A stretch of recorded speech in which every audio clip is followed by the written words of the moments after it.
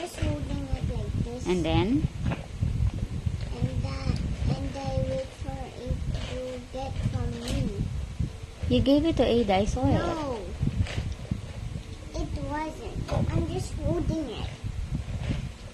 And then you get mad at me. It wasn't me.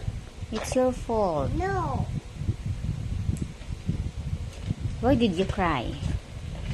Why did you cry so loud at the Robinson's Mall?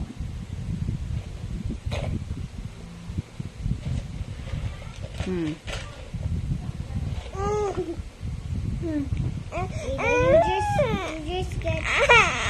just get that bottle on the grocery. Are you going to cry out loud again? Sa mall? Are you No. sure? Yes. You're scared of mommy's palo? I am. Oh, be nice. Don't cry loud, okay? Mommy, I'm thirsty.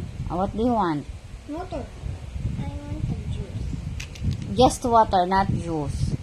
Don't do that again, understand? Yes, I want. What are you going to say to mommy? Huh? Sorry. Okay. Forgiven na. Get ng water, not juice.